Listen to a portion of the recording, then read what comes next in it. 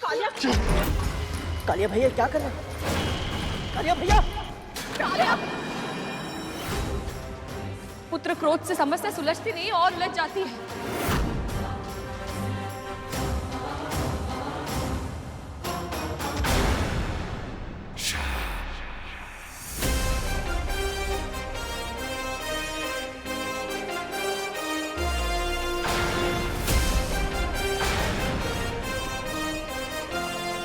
मां पर आक्रमण करने की भूल मत करना।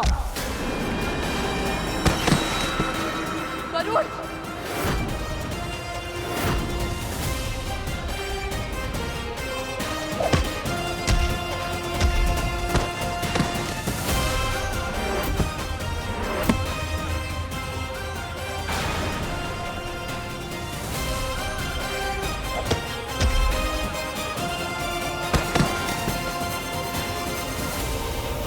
रुक जा गरुड़!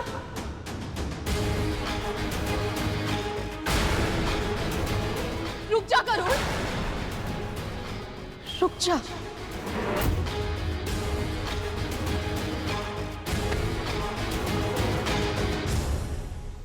मां ने पुकार लगाई और जाकर छुप गया आंचल के पीछे। साहस है तो फिर से हाथ कर। एक शब्द और नहीं। पहले तू मुझे लज्जित कर चुका है, अब क्या मेरा शीश लज्जा से झुकवाएगा तू?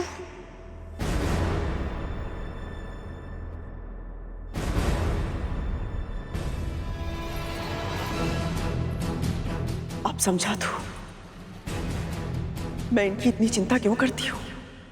क्योंकि ये भी तेरी तरह अपने मां के सम्मान की रक्षा करना चाहते हैं, किंतु असमर्थ हैं।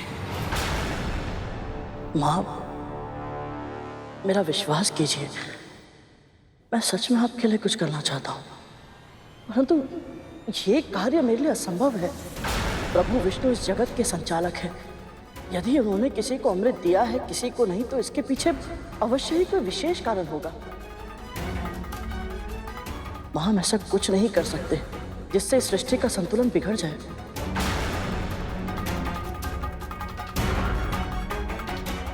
दीदी, यदि सभी प्राणियों के लिए अमृत आवश्यक होता तो नारायण बिना मांगे ही दे देते, बिल्कुल वैसे ही जैसे उन्होंने जल, वायु, सूर्य और वनस्पति ये सब हमें दिए हैं। मां, यदि आपकी कोई और इच्छा है तो प्रकट कीजिए, परंतु ये अधर्म मैं नहीं कर सकता।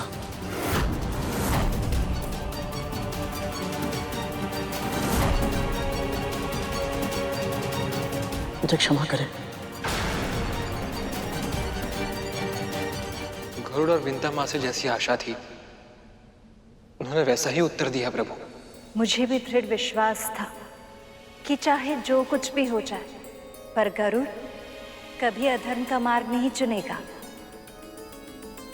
जब तक ना खोने की आशंका, ना पाने की आशा, तब तक चुनाव सरल ही होता है देव। देखना तो ये कि जब दांव पर अमृत से भी कुछ बड़ा, तब गरुड़ अपना चुनाव बदलेगा या नहीं। अमृत से भी बड़ा? हाँ प्रभु, अमृत से बढ़कर क्या हो सकता है? धैर्य, धैर्य रखना होगा आप दोनों को। मैंने पहले भी कहा था, विधि के विधान को घटते हुए देखने के लिए प्रतीक्षा करनी होगी आपको।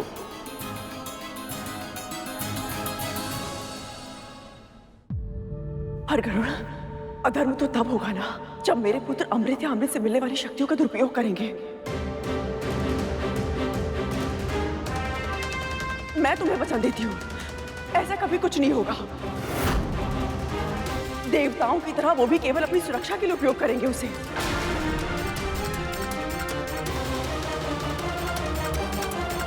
यदि हम दोनों पल भर के लिए आपकी बातों पर विश्वास कर भी लें, फिर भी दीदी, गरुड़ अमृत लाएगा कैसे?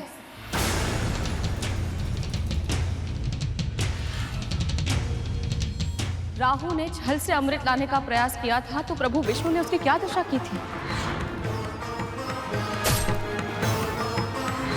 आज उसका सर और धड़ ब्रह्मांड में राहु और केतु बनकर भ्रमण कर रहे हैं। आपके पुत्रों ने बल से अमृत छीनने का प्रयास किया था तो उस युद्ध का परिणाम क्या हुआ था?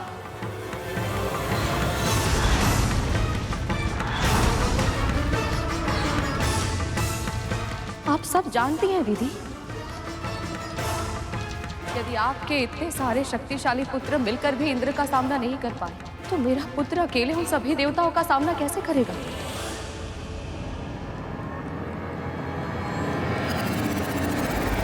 तो अंत में देवी विंता भूल कर ही बैठी।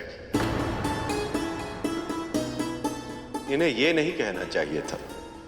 ऐसा क्यों प्रभु? जिस पल देवी विंता ने पल भर के लिए कद्रू की बातों पर विश्वास करने की बात कही, उस समय इन्होंने बहुत बड़ी भूल कर दी। अब तक इनका विश्वास एक पहाड़ की तरह अटल था, पर अब इनकी ये बात उस पहाड़ में दरार बन जाएगी और अवसरवादी कद्रू इस दरार को खाई में बदलने में कोई कमी नहीं छोड़ेगी। तो फिर अब क्या होगा प्रभु?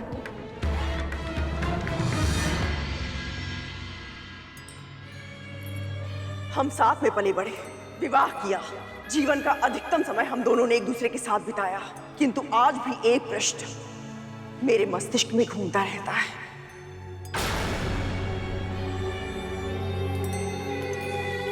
तू इतनी भोली है या भोली होने का स्वांग रच रही है?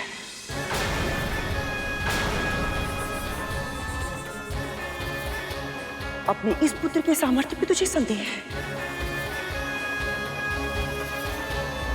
जिसे वाल्खिल्य ऋषियों ने इंद्र से 1 सहस्त्र गुना अधिक शक्तिशाली होने का वरदान दिया था। ऋषि कश्यप को अगली संतान के रूप में ऐसा पुत्र देना जो इंद्र से सहस्त्र गुना अधिक शक्तिशाली और बुद्धिमान हो। ये तो इतना हठी है बेटा कि अपने एक प्रश्न के उत्तर के लिए 7 लोक पार करके वैकुंठ तक चला गया था। असुरों की सेना का सामना इसने अकेले किया। यदि आपकी सेना का कोई एक भी योद्धा मुझे पराजित करके इस रेखा को पार कर लेगा, मैं स्वयं अपनी हार मानकर यहां से चला जाऊंगा। सूर्य का ताप इसका एक पंख तक न जला सका, शनि की वक्र दृष्टि इसका कुछ न बिगाड़ सकी। जिस मंद्रांचल पर्वत को असुर और देवता हिला तक नहीं पाए थे, तेरे पुत्र ने उसे स्वयं अपने हाथों से उठाया। जब ये सब कुछ कर सकता है तो मेरे लिए अमृत लाना कौन सी बड़ी बात है? वो भी तब जब ये स्वयं उसे जयंत के साथ मिलकर स्वर्ग की सुरक्षा रेखा में रखकर आया हो।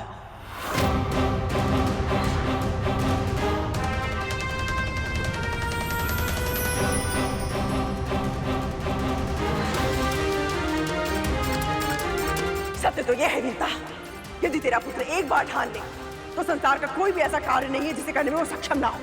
वो कुछ भी कर सकता है, कुछ भी।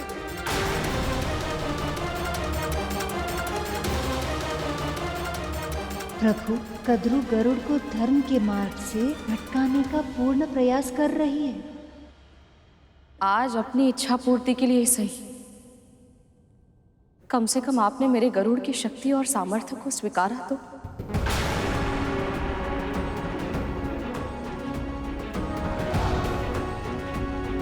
वो सब मैं इसलिए कर पाया था क्योंकि मेरे साथ मेरी माँ के आशीर्वाद की शक्ति थी, और जब तक प्रभु और माँ का आशीर्वाद मेरे साथ है, मेरे लिए कोई भी कार्य असंभव नहीं।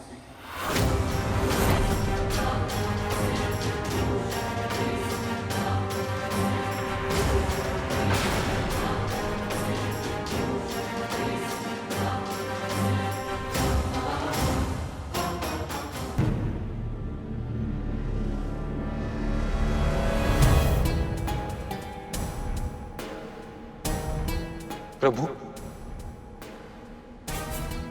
मां विंता और गरुड़ तो सही कह रहे हैं, तो फिर आप इतने निराश क्यों हैं? क्योंकि गरुड़ ने जो कहा वो इसे नहीं कहना चाहिए था।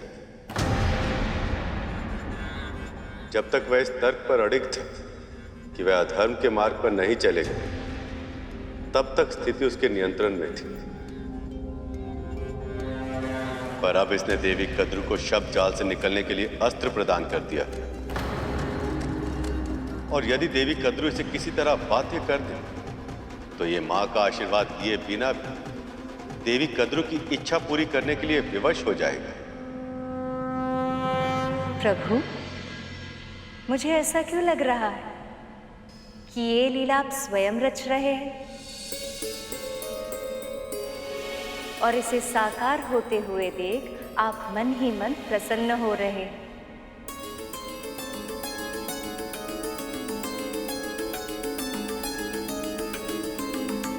हाँ प्रिय, ये मेरी ही लीला। जीवन में कोई भी सिद्धि प्राप्त करने के लिए हर जीव को संघर्ष और पीड़ा से सम्मुख होने के लिए तैयार रहना चाहिए। इस परीक्षा से गरुड़ के विचार, संस्कार और व्यवहार का मंथन हो, तब जाकर इसका जीवन अमृत बन पाएगा। अब चाहे जो भी हो दीदी, ये सब बातें करने का कोई लाभ नहीं है। गरुड़ प्रभु विष्णु और मेरी इच्छा के विरुद्ध कुछ नहीं करेगा, इसलिए आपकी कोई और मनोकामना है तो बताइए, अन्यथा हमें आज्ञा दीजिए। मां ने रोक लिया, अन्यथा दासी मां और उसके पुत्र दोनों को मां की बात नहीं मानने के लिए जरूर दंड देता। चल गरुड़।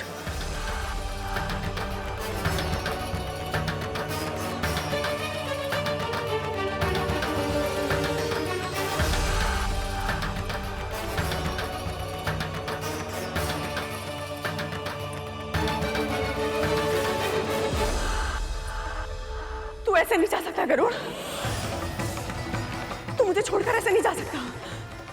अमृत के स्वप्न दिखाकर तू पांव पलट कर नहीं जा सकता गरुड़। रुक जा गरुड़। स्मरण कर, मेरी इच्छा पूरी करने का विचार तेरे मन में अपने आप आया था और मन का विचार ईश्वर का स्वर होता है। हो सकता है प्रभु विष्णु भी यही चाहते कि तू मेरी मनोकामना पूर्ण करे।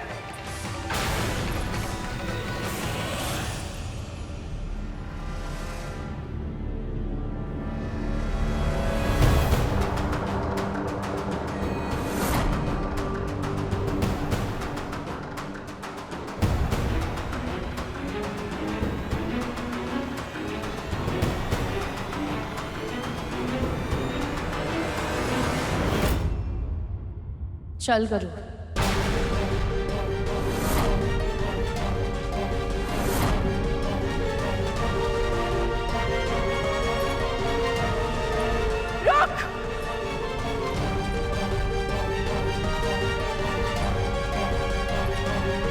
रुक जा।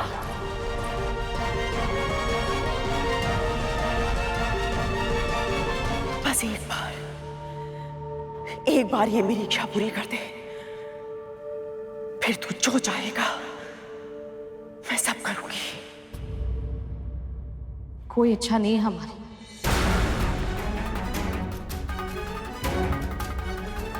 कुछ नहीं चाहिए हमें। मां को इतना बेबस आज से पहले कभी नहीं देखा। चल गरुड़।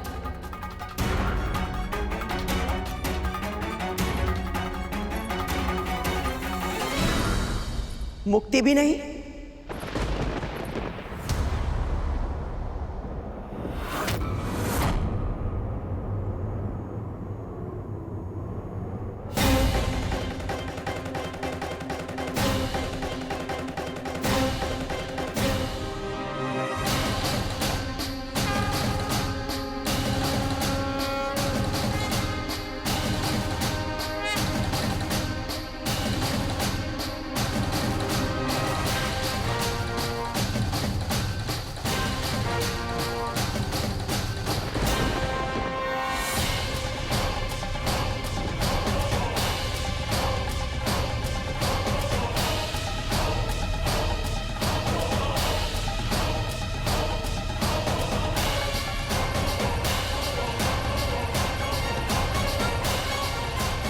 क्या कहा आपने अभी?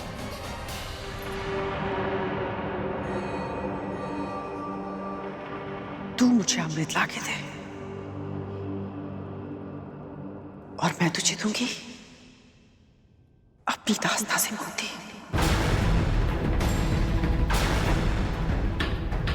जिस पल तू मेरे नेत्रों के समक्ष अमृत लाकर रखेगा, बस उसी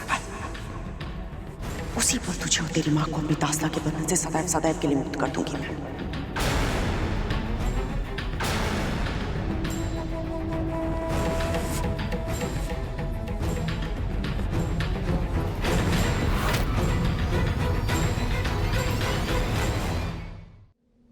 हे प्रभु, इतनी कठिन परीक्षा। प्रभु, आप इतने निष्ठुर कैसे हो सकते हैं? गरुड़ सीधा साधा भोला भक्त है आपका। इतने बड़े धर्म संकट में डालने से पहले आपका हृदय नहीं कांपा? एक ओर उसकी मां की मुक्ति और दूसरी ओर धर्म। उसके पास विकल्प ही क्या है? वो जो भी धर्म का मार्ग चुनेगा, कोई ना कोई अधर्म तो करेगा ही। अगर वो अपनी मां का चुनाव करता है तो भी अधर्म करेगा, और यदि मां की मुक्ति का मार्ग जाने के बाद भी मुक्ति का प्रयास न करे तो भी अधर्म ही कहलाएगा।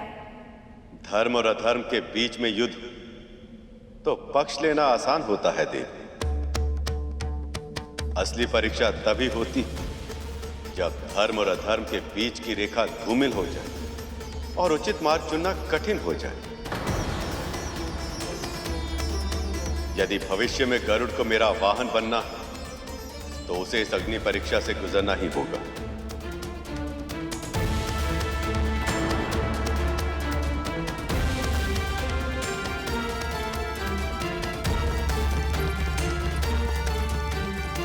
गरुड़, चल मेरे साथ।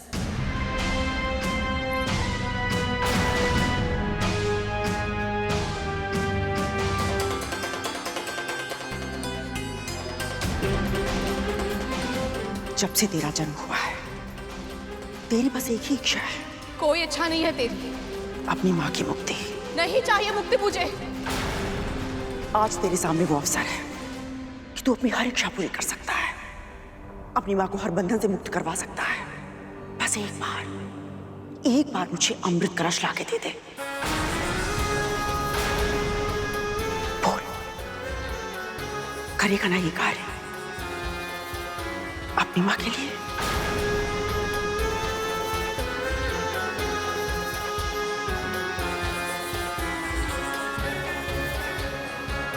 गरुड़ के भावनाओं का प्रयोग मां अपने स्वार्थ सिद्धि के लिए करना चाह रही है।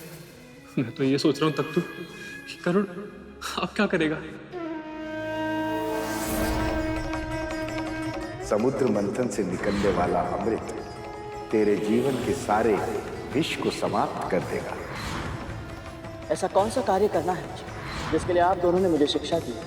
उस कार्य को समझने के लिए तुम्हें देवी कद्रू के मन को समझना होगा।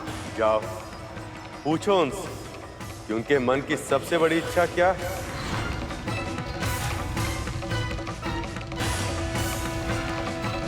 नहीं नहीं गरुड़, इस बारे में सोचना भी मत। अधर्म से मुक्ति कभी नहीं मिलती गरुड़। परंतु मां, कुछ मत कह। मैं जीवन भर दास्ता में बिता दूंगी, पर तुझे यह अधर्म करने की आज्ञा कभी नहीं दूंगी।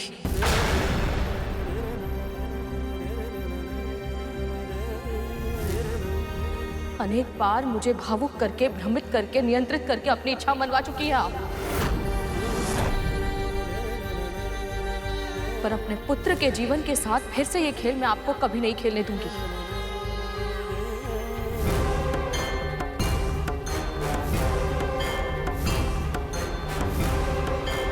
चल गरुड़।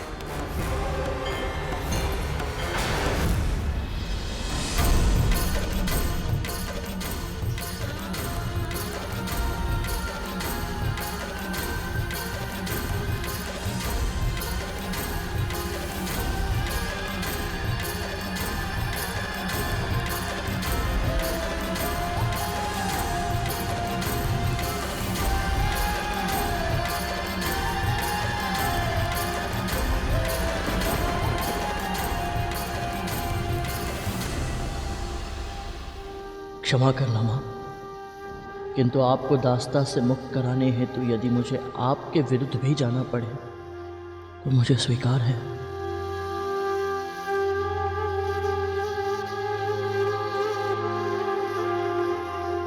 मैं जानती थी एकमात्र विंता ही है जिसके समक्ष गरुड़ के लिए धर्म अधर्म सब व्यर्थ है।